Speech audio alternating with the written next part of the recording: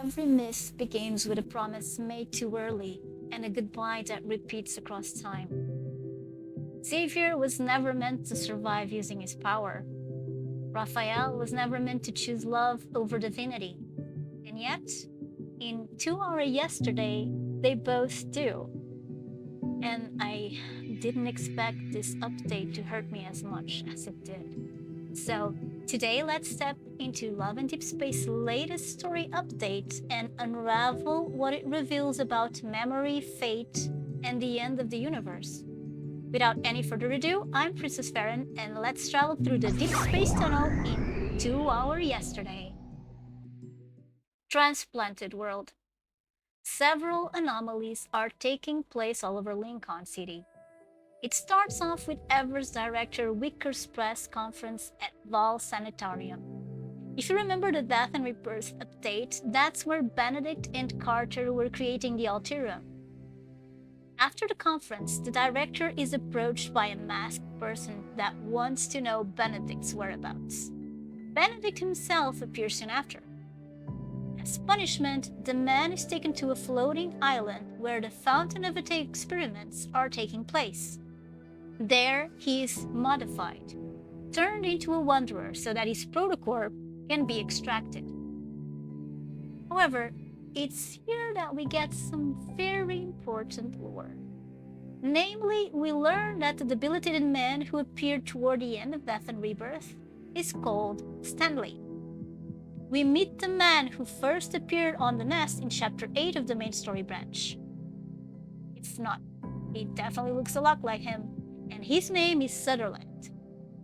Also attending that meeting are Soren, a former backtracker that turned his back on Xavier, and Kalaya, the mysterious lady that briefly met the MC after the Hunter's truck had an accident in the Death and Rebirth update, and that allowed her to absorb another Aether Core. Professor Lucius is also attending. We learn that the deep space tunnel is also showing several anomalies, similar to what happened over 10 years ago when Earth first received the signal from deep space. And here we have the biggest lore drop. Ever has decoded the encrypted message. It was a warning. Earth is about to experience a grand eradication. Stanley defines that message as a mercy from the universe's governing laws to give humanity a reprieve in regard to a fate that's already set in stone. This is all in line with what we learn in Zane's latest World Underneath chapter, that when he arrives in a world, it's because it's about to face annihilation. At this point, the story stops feeling like mystery and starts feeling like a countdown. But I believe we're all thinking the same. Who exactly sent that message from deep space? Was the MC's cosmic consciousness? Was it Zane? Or another cosmic entity we still have to get to know? Through Shubai, MC learns that Zane has been spending more time in the Fractal Library trying to find a solution to the current problem. So MC is now in the know about it. I was actually surprised because we still weren't aware she knew that aspect of Zane. We really start with a bang on this one, because immediately after we get some juicy lore about the MC, Ever is aware that there's a connection between her and the Protocores. And that's why they believe the Protocores will help humanity to achieve immortality and survive the eradication process. Because the MC has an Aether Core in her heart that allows her to experience rebirth after death. And since Earth's time is running out, Ever is determined to bring MC back. That's not new to us because we knew that MC was being experimented on while she was at the Gaia Research Center. And that's probably why Kalaya was so familiarized with her. And then, specifically, they mentioned they should be careful in order to not let the emissary truly awaken so that their most important hope is not erased. Remember how in Silas's story branch of Death and Rebirth, the MC found sections dedicated to each LI in the abandoned laboratory?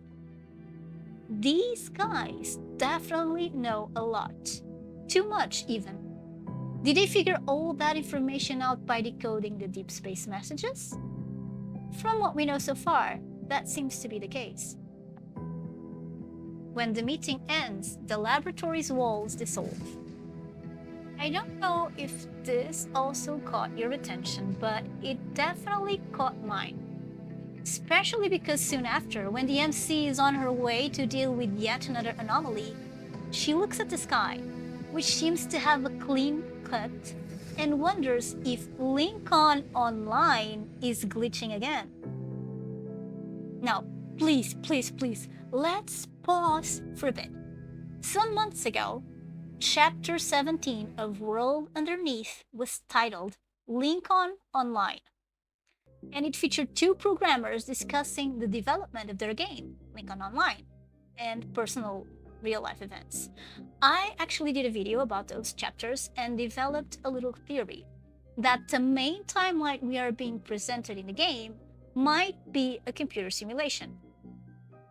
Perhaps Ever is behind it. Perhaps a different entity. If you're curious about it, you can check out these videos. And if you have experienced some of the new Throne of Eros limited memories, you probably notice that the skyline we see from the MC's palace is fake. Could it be another wink wink? But regardless, I think it's very suspicious they dropped such an obvious reference to Linkon Online out of nowhere. Soon after, MC finds out that the No-Hunt Zone 39 shows signs of magnetic field overlap. Xavier and MC go to investigate it. Unfortunately, he and Jeremiah weren't able to find out much about the biometric key that MC got in the Death and Rebirth update, except that it contains not a chip, but an unknown substance. This means that since Soren worked at the old Gaia Research Center, he should be the only one who would be able to provide them with more info. As Xavier doesn't have solid leads, he decides to talk to Isaiah to see if he can give him some more clues about Soren's whereabouts. Now, before we proceed, let's talk a bit about Isaiah. He was first mentioned in Xavier's Feverish Attempts card. There we learn that he was one of the backtrackers that defected from the group to join Ever. However, he eventually left them too with a bunch of sensitive information. He was eventually caught by Ever, who experimented on him, making him seem insane and removing part of his memories. Even so, he still remembered the MC. Just to give you all a little more context, and keep an eye on him because he's got to be one of the funniest NPCs in Love and Deepspace, at least for me. As fate or magnetic anomalies would have it, MC spots Isaiah storming across the No-Hunt Zone 39. She chases him into an alley and enters a sort of barrier. And surprise, surprise! On the other side, there are buildings that look straight out of Philos. Of course, our new favorite rage-baited NPC Isaiah challenges MC for a duel. For the sake of your knight uniform, I acknowledge your sincerity for this duel.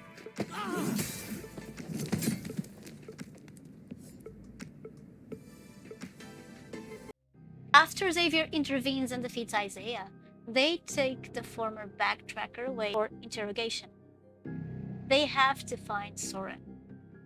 However, in order to leave that field, they have to fight and destroy the Flux Nexus. Now, the writers created this diversion so that a very important detail about Xavier was known. His red collar, his Evol suppressor. Finally, both we and the MC get to unravel the mystery behind it. His suppressor was actually devised by his parents as a way of protecting him, because his Evol is associated with his life energy. That really explains a lot. Basically, if Xavier uses too much of his Evol, he'll die. Wow. When I read that, I literally prepared myself for crying. But I was wrong. Not about the crying part, just when it would happen. More on that later. The MC uses a resonance ability to destroy the Flux Nexus. The Philosian Plaza disappears, and the three of them leave the place. As they leave, we are introduced to three more former backtrackers. As we can see, although these three have joined Soren, they still are not hell-bent on following his orders. I don't know if you feel the same, but to me it feels more like after leaving Xavier they were lost and in search of some place to belong to and to find a way to fulfill their goals to save Philos. As Soren seemed to have the most plausible option, even if flawed, they decided to temporarily join forces. When they get to Philo, Jeremiah's flower shop, we get more Isaiah rage-baiting shenanigans. I'll dismember you, turn you into custard to spread on bread, and eat you! You don't like custard. Believe me when I say I really love his character. His dynamic with Jeremiah is just super funny. But notice this part. Here, the MC learns that Xavier was actually part of the royal family. And we learn that Isaiah is actually part of Xavier's family. From Jeremiah's words, I'm assuming that they were cousins from Xavier's mother's side. And the fact is that their evil power is very similar, so that hints that they are indeed closely related. At least these are my 2 cents about it. Anyway, after MC manages to interrogate Isaiah, they learn that he knew that the No-Hunt Zone 39 was one of Soren's chosen locations for attempting a planet transplantation. But Isaiah has even more important information. So the suppressor Xavier's parents made him wear has been tampered with by Soren under Ever's supervision using their resources. The stakes are definitely rising because not only does Soren have a grudge against Xavier, but Ever has also been running experiments on other backtrackers. Maybe one of them was Isaiah, as I mentioned in the short, in order to reach the best results so they can control Xavier. We learned that in Chapter 6, Seal and Dust. This is very serious.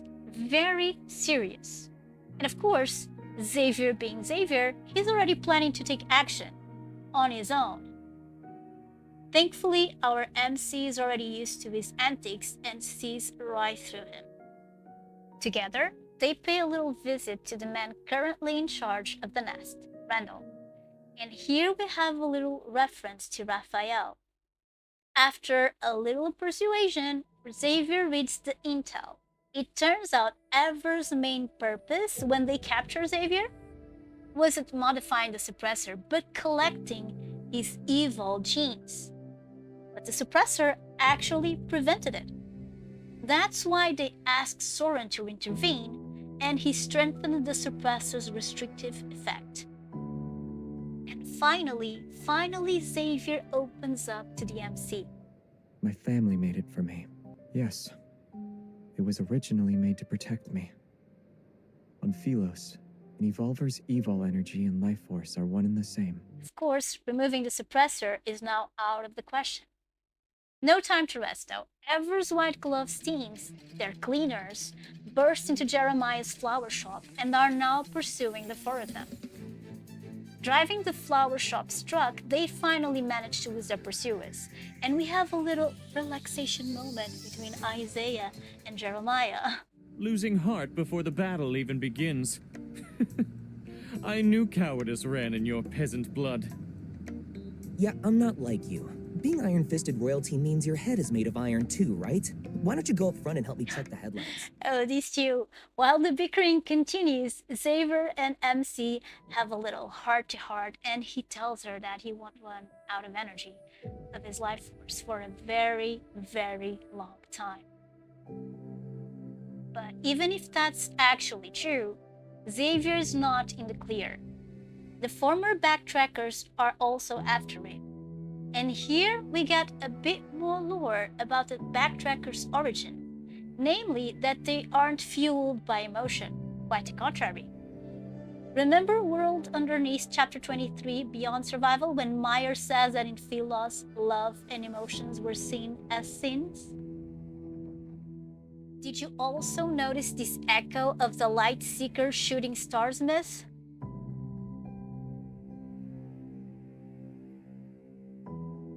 Oh my god, do you see it? MC always waits for Xavier, no matter the timeline. His heart must have felt so much love when he heard those words in the present. Back to the story. MC and the boys are still in the truck. Their goal is to go through the aerial tunnel to buy some time to regroup. Fortunately, the tunnel is closed. Here we learn that Soren's plan to transplant Philos can only take place in Linkon because the deep space tunnel affects Linkon the most. Now, why do you think this is the case? I bet on MC being on Linkon. That's why Linkon seems to be the focus of the deep space influence. Does this mean the encrypted message sent through the tunnel in 2034 was supposed to have the MC as its recipient? Was it the cosmic consciousness of the MC who sent the alert to Earth? Or was it another entity? Maybe even the god of annihilation? This raises some interesting speculation, right? Which hypothesis do you think is more likely? Or do you have a better idea? Let me know in the comments. While the gang is waiting for the tunnel to reopen, Ever shows up at the rest stop. But worry not, because we can always count on Jeremiah. He has altered the truck into something like a military fortress. It even has a cloaking device and a warp drive. Memory backtraced. Hidden by the cloaking device, Jeremiah activates the warp. And just like during Silas' section of Death and Rebirth update, the MC's consciousness reaches her cosmic level again. She watches the endless cycle, birth, growth, death of the universe. The pattern is always the same. Each collapse creates an Aether Core. As we've seen in this update, Aether Cores only appear after death. That's what happened to Director Wicker and to the MC. Only after she was killed at the Gaia Research Center did a new substance form in her heart. It's important. What's more, she sees it all in a loop. It's as if the MC is meant to remember, deep in her mind, in her consciousness. Maybe her true essence is the Protocore born from the universe's life cycle. Maybe she's the Alpha and the Omega of life itself. Then the MC gets a ping from a hollow planet, Philos, and the spaceship is leaving its orbit, Traceback 2. Drawn closer, she sees Jeremiah, Isaiah, two sisters, Soren and Xavier. She notices something strange. She feels like she's already worn the same uniform they're wearing. She witnesses Traceback 2's destination, a destroyed Linkon, a vanishing Earth. But then, she watches the planet's condition reverse. Just as she witnessed the universe's death and rebirth, she now sees Earth do the same. And here's the twist, unless it's a red herring. The giant eye that once devoured her? It was her own cosmic gaze. Once again, like in Xavier's myth, Fallen Crown, where stars scatter, we face a turning point, a divergence that can change a predetermined future. Since the MC is called the Observer, this also ties into quantum physics. The Observer can influence the system simply by watching or measuring it. She's not just remembering, she is. And perhaps her presence alone has altered the course of fate.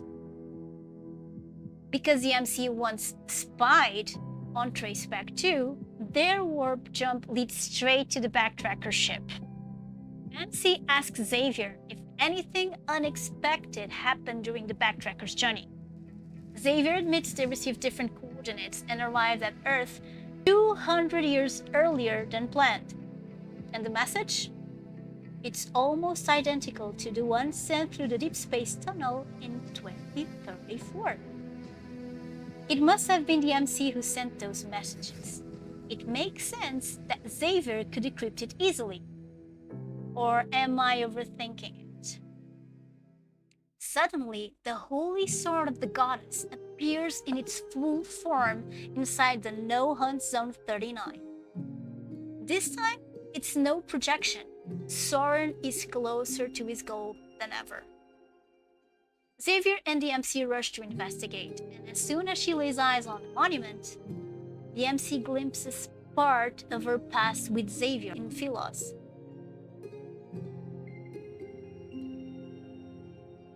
But not everything is stable. The transplanted part of Philos shows signs of withering. Without energy from the cosmos, it will decay, much like Xavier's power drains his vitality on Earth. Finally, Xavier opens up. He's more willing to let the MC in, Let's go. to believe he won't Soren's lose her in a this good time. hiding place. He suggests We they won't be find able to Soren locate him together. immediately. While scanning the area, Xavier spots a backtracker not allied with Soren. As they give chase, a horde of wanderers appears. The backtracker in question joins to protect civilians. Meet Sullivan, everyone, a Rainbow Runner prefect. Through their conversation, we learn the backtrackers planted 53 flux nexuses at magnetic field points to detect the formation of Aether Cores. Remember the beginning of the main story? Xavier taught TMC how to handle the flux nexus. Now it all connects. The backtrackers created them. The puzzle pieces are coming together. Soren's plan? Alter the flux nexuses to materialize Philos on Linkon, but his actions are speeding up the planet's decay. He used the same technology we first saw in the Voyage of the Outcast. Every detail matters in Love and Deepspace. Xavier also takes this opportunity to once again invite Sullivan to be his vice captain. He, Jeremiah, and Isaiah discuss the plan and why it won't work. Earth's Aether Core isn't mature enough. And every one of them, they each have a name. They're not a string of numbers. In other words, we let everyone die together while chanting all lives are equal? If anyone needs to be sacrificed, it should be scum like you. You tell him, Jeremiah. He's got such a good heart. But now let's think about something. The backtrackers seem to know everything about Protocores. They probably share that knowledge with Ever. Meanwhile, the scientists at Gaia Research Center killed the MC to generate a Protocore and repeated the experiment to make it stronger. Could the MC be a personification of Earth Aether Core like Gaia herself? Or is her cosmic role even greater than merely representing a single planet? Really, let me know your thoughts about this. Regardless, Xavier stays true to his sense of justice. If necessary, the backtrackers will sacrifice themselves, but they won't decide who lives or dies. Suddenly, both CMC and Xavier get a warning from the Hunters Association about the emergence of several abnormal magnetic fields across Linkon City. And Jeremiah warns them they only have 3 hours to destroy the flux nexuses around the Holy Sword. Only with the Association's help can they succeed. To face the flux nexuses, Xavier and MC retrieve Echo, trace back 2's energy source. On Philos, a few evolvers would have been enough. But on Earth, evolvers' energy won't regenerate. If they use Echo now, trace back 2 won't restart ever again. Just as Xavier was left alone by the other backtrackers, He now faces a tough decision again, this time with the MC by his side. And here comes the emotional heart. Into our yesterday, Xavier asks the MC for forgiveness. I want your forgiveness. He knows he can't fulfill the promise he made to the Queen back in Philos. It's heartbreaking. And the MC, deep within, she understands what happened. Was I the only one who got emotional during this farewell? Someday, when time no longer exists, new stars will rise from where the old ones fell. Good night, backtrackers. Good night, universe. Drifters reply. In the meantime, the Hunters Association has set up an outpost. The Echo Xavier and the MC retrieved from the spaceship proves to be an amazing power source for Simone's new power cannon. The flower shop's truck also arrives at that moment, marking the reunion of the backtrackers working together for a common goal. Their goal is to find and destroy the remaining flux nexuses and to find Soren.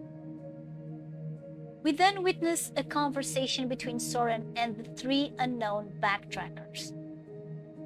And just as a side note / question, don't you think the melodic sounding backtracker kind of looks like Tara? Why is it only buildings and objects? And so does her voice. I was wondering if they could actually be the two backtracker sisters that were polishing badges in the MC's vision. Just a thought. Bella, look! This is my home! Oh, this moment. Jeremiah never forgot that Bella wanted to see his real home if she could, and he took the chance to show his native Philos to her ring. This is so beautiful and so bittersweet. Jeremiah truly is a pooky sweetheart. Soon after, we get to the spotlight of this story's arc. Soren makes his first move, and several Wanderers and Ever's airships target them. And at the tower, all those lasers pointing at Xavier are just like his art. All the clues as to what would happen in the future were already there. And that line about making new memories at an old place? It shows the MC really is on the verge of remembering everything. After dealing with another group of Wanderers, Xavier and MC confront Soren. And here we see the real reasons as to why Soren turned against Xavier. He thought that, like the rest of the royal family, Xavier, MC, and their teacher didn't care about or understand the common people, and that he was only invited to the backtrackers because of his intellect. Xavier takes advantage of the charge talk to test if Soren would activate the self-destruct function in Xavier's suppressor. Yes, that was one of the modifications that Soren had made. Xavier didn't reveal that to the MC. Understandably so. Soren can't do it. As Xavier figures that Astria's nexus is the holy sword of the goddess, the only solution is to destroy the monument itself. Xavier! Are you really going to destroy the monument? Can you still call yourself a Grandest Knight? Let it rest, Your Majesty. Did you see how when Xavier whispers to the holy sword, he says, Your Majesty? He's talking directly to the MC, though she doesn't know it. That's why he sounds so gentle. While MC resonates with the monument, she is attacked by a surge of energy. But she soon feels protected by a familiar energy. Don't stop. Leave it to me.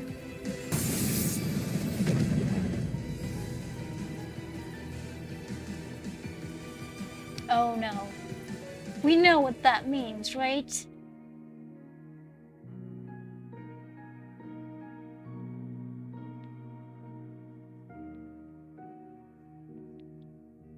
I don't know about you, but this part also made me a bit emotional. Even if they were no longer working as backtrackers for many, many decades, saying goodbye to a spiritual landmark and coming to terms with the fact that their mission has partially failed and they are stuck on Earth for the foreseeable future without a way of helping Philos, it's gotta be devastating. Definitely not for the faint of heart. And maybe that's why they go back to the No Hunt Zone 39 to pay respects to all they lost. And that's where, in a very Arthurian manner, the legendary King's sword is left buried where the Holy Sword used to be. The stars have crowned the king to escape the curse of time, and that light is eternity. That's pretty much a blessing come across the universe to relieve him, Xavier, of decay and grant him the role of a prophesied lightbringer. And now we start Raphael's branch. Now, this one was interesting. I have to say that the first arc is a bit disappointing, but the second part, oh boy, it's definitely heart-wrenching, and let me know if you feel the same. Fishy's branch kicks off with the discovery of a mysterious relief depicting a human face on Wavechaser Island off Verona. It's suspected to belong to Lemuria. Since Raphael had traveled to Verona before the anomalies began, the MC goes to check on him. At the port, several Gaia biotech ships are docked. Remember how in World Underneath we learned Gaia was experimenting on Lemurian heart cells? Naturally, they are involved. The magnetic fluctuations originate in the ocean, sparking fears of a tsunami. Similar conditions led to the discovery of Lemurian ruins in 2034, and also mirror the abnormal snowfall in 2034 and the death of Rebirth Update. So, what will happen this time? A funny moment occurs when the comms fail in the island due to the magnetic fluctuations. The MC tries contacting Raphael via Sigil. Classic MC. Here we learn something very interesting. Whalefall City vanished from this dimension, hidden by the sea god in a rift through time and space. But more on that later on. Biotech tries and fails to enter Whalefall City, since only Lemurian citizens who know the method can access the city. Raphael then invites the MC to attend a sea moon ceremony with him, echoing what we read about in World Underneath Chapter 22 Bucket List. Do you also remember the butler from Omnipotent Perception, the card that marked Raphael's slow process of really letting the MC in? He says, the butler, that is, says that the Lemurians are happy to meet her, which is adorable, and confirms that all the Memorias are canon. This update really connects the Memorias and World Underneath chapters beautifully, even for players who miss the cards, which is really important. The current ceremony is meant to send off Coralia, hoping she reaches Whalefall City. Raphael explains its significance. Lemurian life force is trapped if they die on land, but released into the sea, it can take a new form. Perhaps this is what happened when Raphael took form from the sacred fire. MC watches the ceremony. It's bittersweet, showing the Lemurians' hearts and hope as they wish Coralia reaches her home, Whalefall City, and that they hear the echo of it. Life goes on in Wavechaser Island, and just as MC and Raphael are having breakfast at an inn, Aiden shows up. And it is a pleasant surprise to me. Aiden is a half Lemurian young boy who appeared in Raphael's latest birthday card and in Chapter 22 of World Underneath. Aiden's whole arc was helping his grandpa fulfill his bucket list, while also wondering if Raphael had his own bucket list too. The trio strolls to the seaside like a little happy family. Didn't you guys have something important to do? Along the way, they spot a piece of a tentacle sculpture from Whalefall City overlapping a statue. Divergence stirs.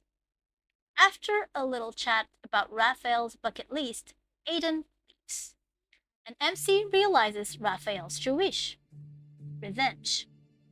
I'm not going to lie, my heart ached when I read this, but thankfully, his answer is reassuring enough. He'll stay until the end of the universe. Until Earth's collapse sounds flaky, knowing what we know now, but until the end of the universe isn't too bad, right? No time to dwell though. A large research vessel arrives with more Ever people. After monitoring their movements, Raphael gives some clever tips to lure the greedy researchers in.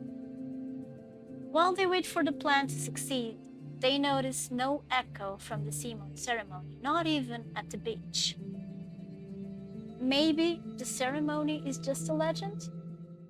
Raphael According tells to the stories from legend, his childhood. the sea god disappeared into a golden sea for the sake of Whalefall City. The sea god's lover searched the world, but when she finally found him, he had already entered an eternal slumber. Her tears of blood fell onto the ring that symbolized their covenant. Did you notice too? Remember how Raphael's myth is titled Sea of Golden Sand? This hints that Raphael may have had several incarnations born from the sacred flame, that his soul awakened again after a prolonged slumber. And then there's a reference to the ring. In Tears of Ramiro, the MC also left Raphael with a ring, if you remember. I think there are just too many echoes of the story for it to be a mere coincidence. Regardless, one of the main goals of the story is to establish a bridge to what Raphael and MC will do to recover that ring of legend. It's here we get the connection to what happened in the nest in chapter 8 of the main story. It took long enough, but now we have a name for the face. The ever contact is Mr. Sutherland. And just like what was hinted at in chapter 8, Raphael pretends to be willing to use the MC and her Aether Core as a bargaining chip for the Lemurian ring. I absolutely love these heist-style moments with Raphael and MC. It fits them and their dynamics so well. And this time, they put on quite a show. Arriving by helicopter, faking MC's escape, it's so them. They carry the act into the room, retrieve the ring, and outsmart Yaltirum and lasers. Catch. Why are you in a rush? Since we have a deal, we can't let our performance be for nothing. The thing you brought. I'll take it. They take a yacht they had prepared in advance to leave the place. And although Sutherland doesn't give chase, a storm does. They end up taking shelter in a lighthouse kept by a silent Lemurian woman. While Raphael and MC are safe from the storm, we learned about Whale Ash Gardens. They are underwater waypoints built where whales died, providing shelter and guidance. Amid doubts, MC asks Raphael about his plans after fulfilling his revenge. And of course, he had to tease her a little bit, but his answer? And I only have one answer to give. I've walked a very, very long road, but throughout my journey, the same light has guided me. And it's not just my guide, it's the true destination of my fate. She is his light, his destiny. Aww, fishy. Now that they have the ring, the Lemurians start another sea moon ceremony. The melody diffs beautifully, honoring the sea god. And then we get this information that there's almost nothing about the sea god's funeral. This raises questions. Could Raphael be the alpha and omega of the sea god's lineage? As a Lemurian chant, MC resonates with Raphael and the sea's heart. Just like what happened in Xavier's story branch, MC is finally remembering the memories of her alternate lives with the sea god Raphael. She even recalls the music Raphael taught her. The pieces are coming together.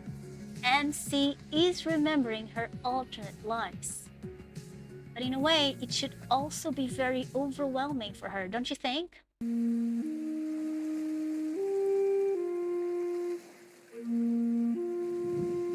And just as he plays, Whalefall City responds to their call under the sea. The boat is drawn towards a whirlpool and reaches the depths.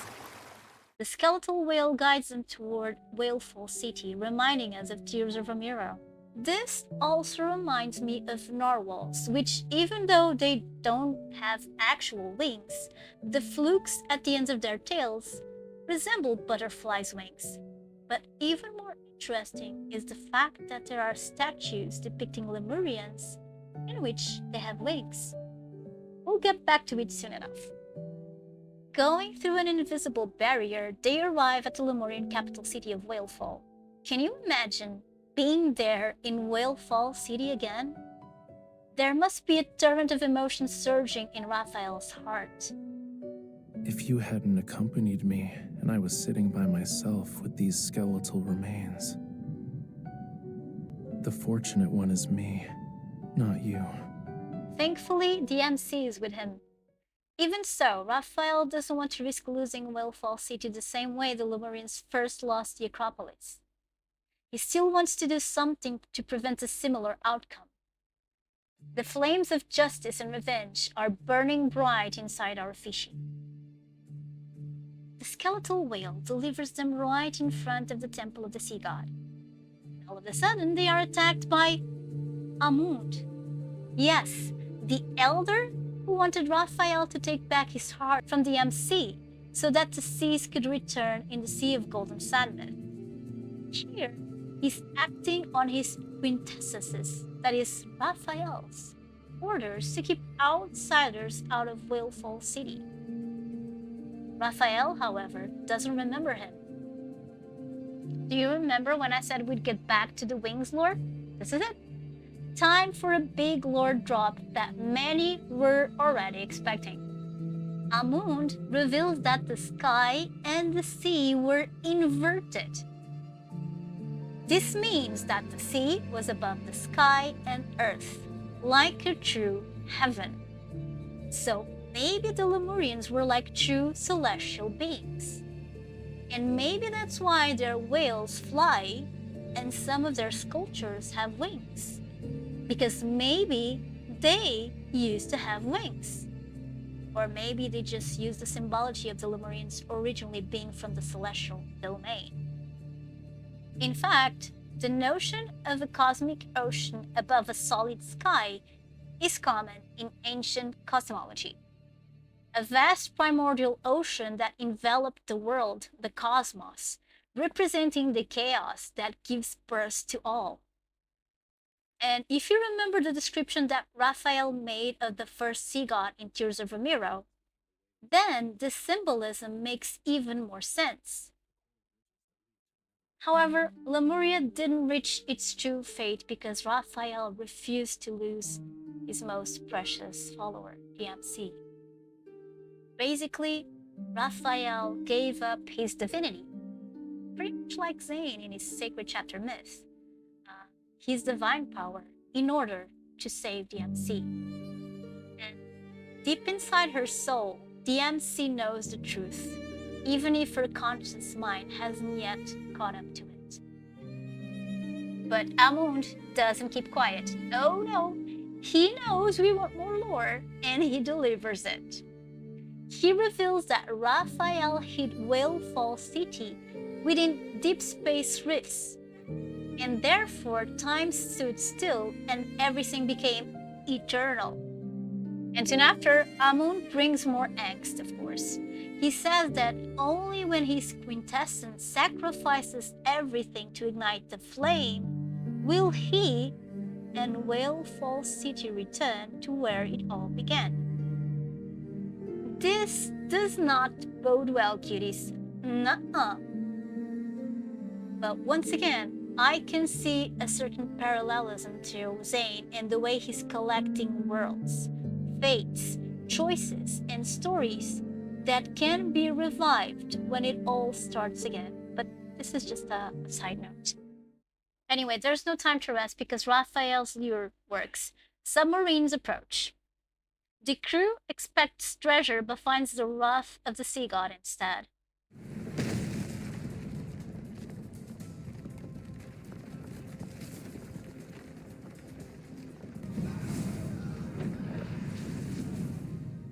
And the MC? She's by his side through it all. Find Whalefall City. I said I'd bring them back here. We'd live together. In these waters, we'd laugh and sing. I didn't make a vow to merely bring back their souls. The lives that were lost here shall be repaid with blood. Don't you feel your emotions running high? I swear, this part is the most emotional one of the 2-hour yesterday story update. While Rafayel is in the middle of delivering his divine judgment, the souls of the deceased Lemurians appear to aid Rafayel, including Conch, Aiden's grandfather, and the king and queen. And when he sees his mother, oh, that sigh. It's so painful. Their spirits just want Rafayel to be happy, to not lose himself to revenge. And that's why they take upon themselves to avenge Lemuria and kill the greedy Gaia biotech invaders. And in a way, learning that Rafayel actually had a happy and loving childhood makes the current situation even sadder. Inside the Temple of the Sea God, Rafayel ignites the alcove. The lost Lemurian souls are finally free. As Rafayel's power doesn't seem to be enough, the MC resonates with him and offers her power as her sincerest form of worship. Following Amun's words, Rafayel sacrifices his power in order to plunge the ocean into the abyss. Sounds dangerous? That's because it is. As he's being drained, even his scales lose their color, just like what happened in Tears of Ramiro, if you recall. Remembering what happened in other lives, the MC decides to make use of their covenant to summon the dagger and mingle their blood to activate the Tome of the Sea God. In Linkon and all over, the waters rise and rush in the direction of the Sea God. In the temple, the power is now enough to move Whalefall City, but Rafayel has merged with the temple's power. The MC is holding his hand. He's vanishing right before her eyes, while Rafayel begs her not to let him go. Can you imagine the pain? That's their theme. On each cycle, one of them always has to see the other vanish right in front of them. This is so heartbreaking. And that's why, now that the MC has recovered some of her memories, she won't allow that to happen again. She invokes their bond to order Rafayel and Whalefall City to leave. That way, the temple won't finish training Rafayel, but... On an ordinary weekend, an idle afternoon, or a meaningless, normal day, if you want to see me again, you'll have to wait a very, very long time. This, it just It's hard to mirrors say. what happened during Maybe Tears it'll be of a year Ramiro. or two, a century or more, perhaps even longer than that. The MC wakes up on the beach. Gaia Biotech leaves and the Lemurians fall into melancholy. They try to inquire about Rafayel's whereabouts, but MC can't access those memories no matter how hard she tries. She decides to focus on recovering. And it's on the day of her discharge that the Ever Lady, Kalaya, approaches her disguised as a nurse. And after the MC reveals that she remembers her, there are two details that I believe may be important. First, Kalaya mentions that her crafted script isn't entertaining anymore. And the MC says she needs to read it before she decides if she wants to accept the role. If we add these lines to the way the MC mentions Linkon Online glitching in the beginning of this update, I can't help but compare what it is happening to a script of a video game. Or, if you prefer, to that of a simulation. If we take the route of the simulation, What's happening at the moment could be like one of the simulations that Zane runs in Edge of Continuum, Sacred Chapter, in order to find one result that allows Earth, or at least its inhabitants, to survive. Do you think I'm reaching? The truth is that slowly but surely, we are getting more details that point in that direction. The second is that Kalaya gave her the coordinates of yet another treasure that can only be unlocked with a key. Will it be another Aether Core? Data about who MC really is on a cosmic scale? Is Kalaya's mission to guide the MC so that she absorbs enough Aether Cores so that she can reach her full potential? From what has happened so far, that's what I believe. But let me know if you have another theory about Kalaya's role in regard to the MC. The MC, however, isn't worried about none of that for now. Her heart is filled with pain, possibly never seeing Rafayel again. She helps Thomas move Rafayel's painting. And this part here, to me, it's devastating. Staying in a place that we associate with someone who's no longer present is so real. It's like if MC stayed there, she could still feel Rafayel's lingering presence. It was the only and last thing she could do to feel close to him. She even goes to the market near White Sand Bay and tries to catch a fish, a flamula, to reenact what happened when she first spoke to him, to Rafayel in the main storyline.